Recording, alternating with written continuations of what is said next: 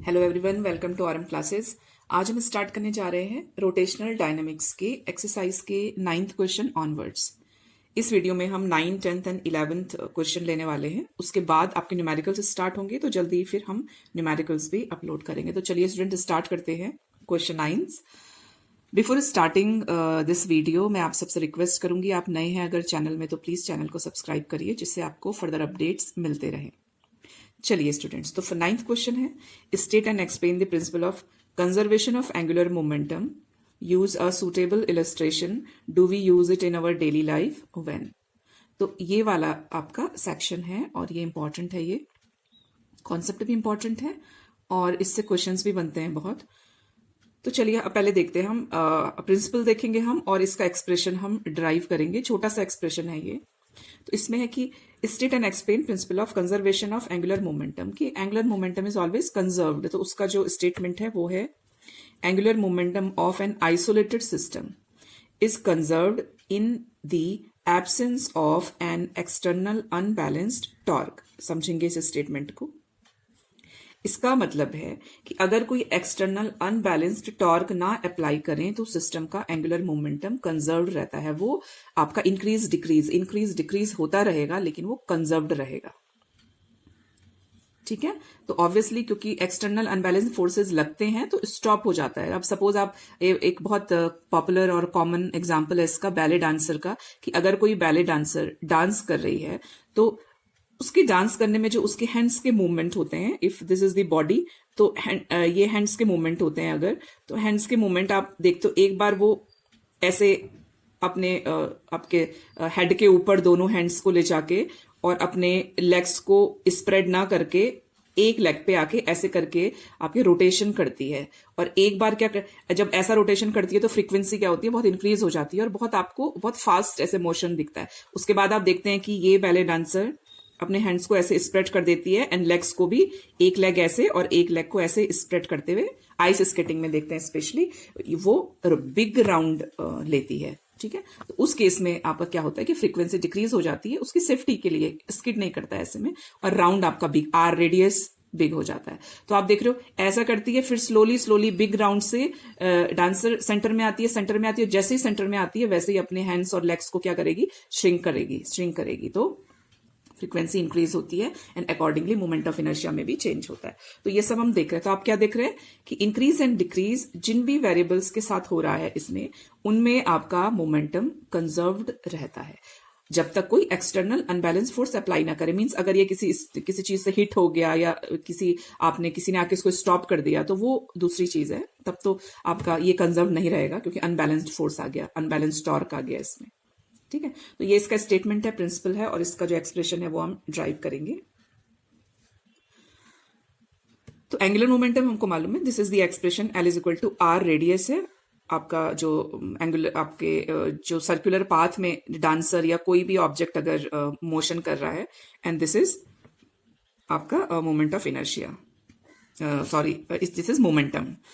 तो यहाँ पे जो आर है हमारा, ये position vector from axis of rotation. अगर this is the axis of rotation तो किस पोजीशन पे डांसर है, यहां पे डांसर है, एंड पी है हमारा मोमेंटम, लीनियर मोमेंटम। तो ये एक्सप्रेशन बन जाता है, एल इज एंगुलर मोमेंटम।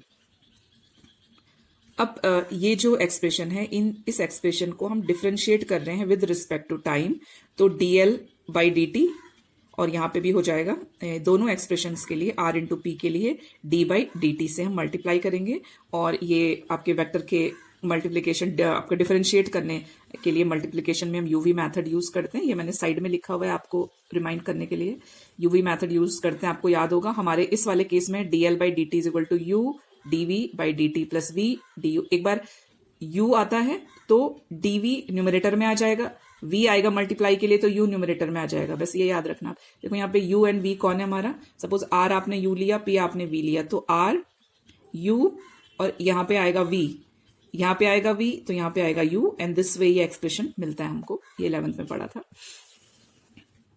तो ये एक्सप्रेशन मिला। Now we know that P, ये जो एक्सप्रेशन है, अगेन मैंने यहाँ पे साइड में लिखा है, force is equal to P by T होता है। ठीक है, momentum, linear momentum divided by time, और हम कहते हैं फोर्स क्या होता है, force is rate of linear momentum. ठीक है। तो P बाई टी अगर dP by dt is equal to force हो जाएगा, दिस इज फोर्स। तो इस एक्सप्रेशन को dV बाई dt को आप F लिख सकते हैं, और R by T this is velocity. तो ये एक्सप्रेशन मिलता है हमको, ये वाला, ठीक है। ये एक्सप्रेशन मिला हमको dL बाई dt के लिए, ठीक है। अब जो P की आपका P जो एक्सप्रेशन है, तो P भी हमको मालूम है, P इज इक्वल टू होता है mv, यहां मैंने कहीं लिखा है P इज इक्वल टू होता है mv, ठीक है। तो P is equal to mv आपने लिखा, तो यहाँ पे क्या है आपके दो वेक्टर्स का, इस वाले पोजीशन में दो वेक्टर्स का जो क्रॉस प्रोडक्ट अगर वो पैरेलल हैं एक दूसरे के, ठीक है, अगर साइन 0 है तो आपके इस केस में पैरेलल में 0 वैल्यू हो जाती है इसकी। तो यहाँ पे ये एक्सप्रेशन 0 हो जाएगा, ये एक्सप्रेशन 0 हो जाएगा।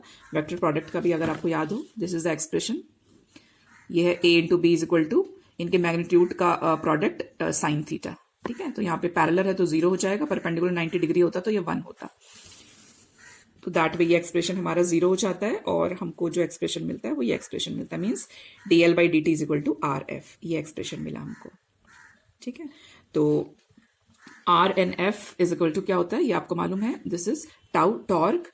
टॉर्क का आपका एंगुलर एक्सप्रेशन फॉर फोर्स के लिए जो वैल्यू होती है वो R से मल्टीप्लाई कर देते हैं, तो ये टॉर्क बन गया। लीनियर को हम R से मल्टीप्लाई करते हैं, ये टॉर्क बन गया, ठीक है। तो F into R is tau, तो F into R is tau, इसका मतलब tau is equal to DL by dt। तो ये एक्सप्रेशन हमारा इसके लिए मिलता है, मीन्स टाउ जो आपका टॉर्क है, तो टॉर्क का और आपका angular momentum, rate of angular momentum होता है, और ये इसका एक्सप्रेशन होता है। लेकिन इस केस में अब हम देखेंगे कि अगर हम एक्सटर्नल अनबैलेंस्ड फोर्स अप्लाई करते हैं, ठीक है, तो अगर एक्सटर्नल अनबैलेंस्ड फोर्स नहीं है, कुछ भी नहीं है, अगर सपोज टाउ हम नहीं अप्लाई कर रहे हैं, 0 है सपोज, तो L क्या होगा, कांस्टेंट होगा। L कांस्टेंट होगा मीन्स जो आपका L है इज कंजर्व्ड व्हेन एक्सटर्नल जो टॉर्क है वो अप्लाई नहीं करे, तो L कंजर्व्ड रहता है। सो ये इसका प्रूफ है थ्रू एक्सप्रेशन।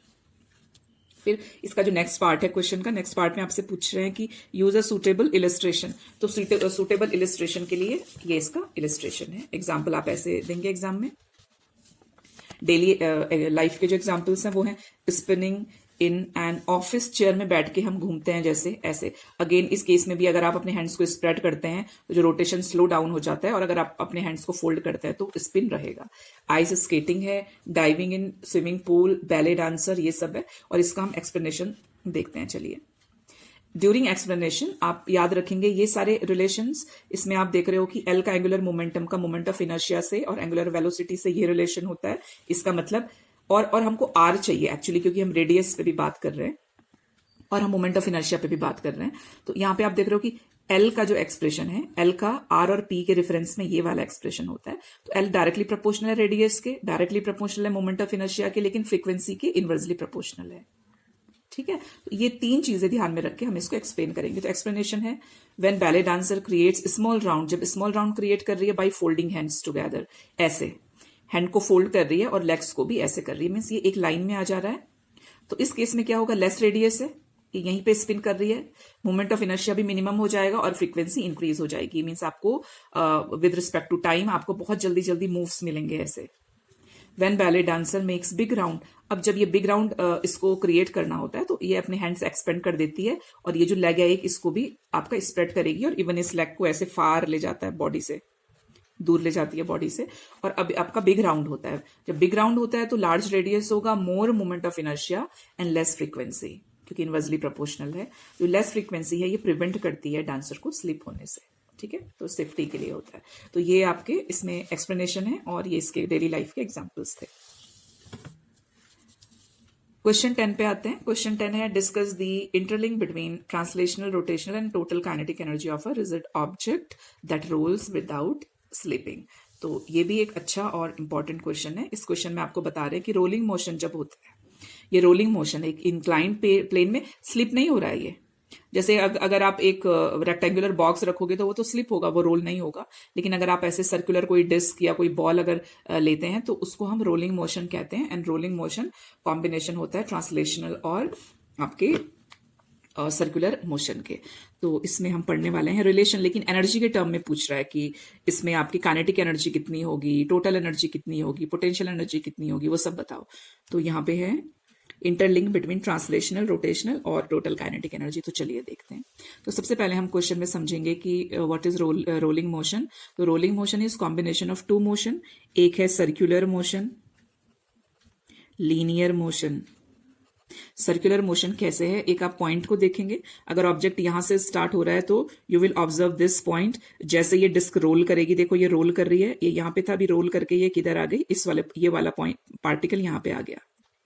जब आप और यहां पे पहुंचेगा तो ये रोल करके किधर जाएगा, ये यहां पे आ जाएगा, एंड सो ऑन। फिर और आगे जाएगा तो ये रोल करके यहां पे आ जाएगा particle.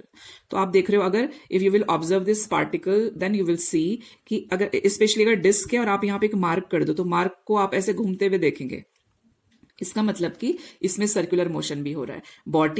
Body as a whole about its own symmetric axis circular motion करती है। तो ये तो एक पार्टिकल की बात है। Same way all the particles are doing circular motion. तो एक मोशन तो ये होता है रोलिंग मोशन में। Second motion is linear motion. If you will assume that all the mass is concentrated to this centre, if this is the centre of mass, तो आप देख रहे हैं कि इसमें कोई भी चेंज नहीं हो रहा है, ये हमको लीनियर मोशन दे रहा है, ये एक ही लाइन पे है। ड्यूरिंग मोशन ये सेम लाइन पे है, ठीक है, तो उसको हम लीनियर मोशन कहेंगे। Assuming mass of body concentrated at centre of mass, then you will observe a linear motion. So this is combination of rolling motion is combination of circular motion and linear motion. लेकिन इसको expression कैसे drive करना है हमको energy के लिए, तो in this case object possess two type of kinetic energy. एक है रोटेशनल काइनेटिक एनर्जी जो कि होगा हाफ आई ओमेगा स्क्वायर। एक है translational kinetic energy which is half M V square, ठीक है।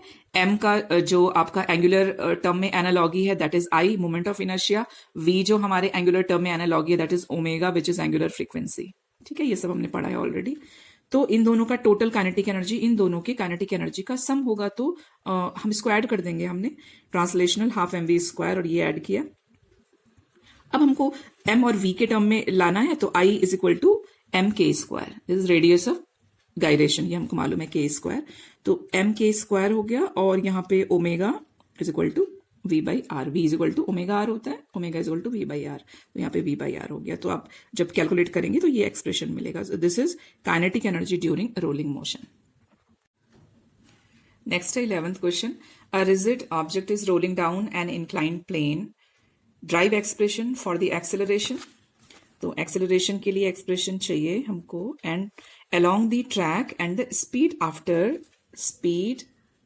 after falling through a certain distance। तो चलिए स्टार्ट करते हैं। ये है आपका एक अगेन जो इससे पहले प्रीवियस क्वेश्चन में हमने रोलिंग मोशन के रिगार्डिंग पढ़ा था एक्सप्रेशन काइनेटिक एनर्जी के लिए, तो उसी की हेल्प से हम यहाँ पे ड्राइव करेंगे स्पीड और उसके बाद हम एक्सेलरेशन ड्राइव करेंगे। तो चलिए यहाँ पे पहले हम स्पीड का डेरिवेशन करते हैं। तो स्पीड के डेरिवेशन हमको हेल्प करेगा पोटेंशियल और काइनेटिक एनर्जी का रिलेशन। तो potential energy is equal to kinetic energy, rolling motion में कंजर्व्ड है ये भी। तो पोटेंशियल एनर्जी इज mgh और काइनेटिक एनर्जी हमको मालूम है, दिस वाज द एक्सप्रेशन, ये हमने अभी किया था। तो दोनों को इक्वेट कर रहे हैं तो मास मास कैंसिल हो जाता है, यहाँ पे GH मिलेगा, ये 2 इधर चला जाएगा, 2GH डिवाइडेड बाई ये एक्सप्रेशन इधर आ जाएगा, V square is equal to this. So V is equal to under root 2GH divided by 1 plus K square R square. तो ये हमारा एक्सप्रेशन होगा V के लिए।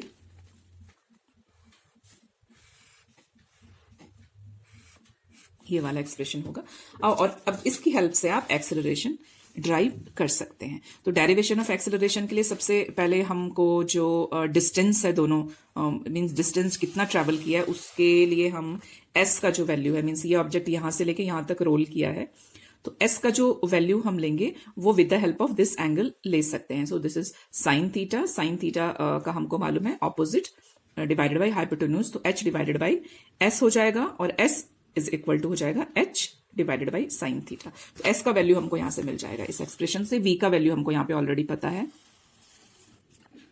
तो during distance travelled linear velocity increases 0 से v। तो यहां पे u का वैल्यू इसका मतलब 0 है इनिशियली, तो ऑब्जेक्ट रेस्ट पोजीशन पे था ना, तो ये 0 वैल्यू होगी इसकी। अब हमको a इसमें फाइंड आउट करना है, तो with the help of third equation of motion we can find out a। तो यहाँ पे v स्क्वायर का जो आपका वैल्यू है वो हमको मालूम है इसका स्क्वायर कर देंगे हम, दोनों साइड स्क्वायर करेंगे तो ये आपका अंडर रूट का साइन रिमूव हो जाएगा। तो ए हमको फाइंड करना है तो हम ए को लेफ्ट हैंड साइड ले आते हैं इधर, और 2a का एक्सप्रेशन फाइंड करना है एस का expression h divided by sine theta यहाँ पे है is equal to V square हमने ऊपर से v की वैल्यू ली माइनस u 0 है, u यहाँ पे 0 लिखेंगे। 2 कैंसिल हो जाएगा, h कैंसिल हो जाएगा, जो एक्सप्रेशन हमको मिलेगा वो मिलेगा a divided by sine theta is equal to small g divided by ये वाला एक्सप्रेशन है वो साइन थीटा इधर चला जाएगा, और ये फाइनल हमारा एक्सेलरेशन के लिए एक्सप्रेशन होगा। तो आज के वीडियो में इतने क्वेश्चंस है स्टूडेंट्स, अभी जो न्यूमेरिकल्स हैं वो लेके मैं जल्दी आती हूँ। Thank you.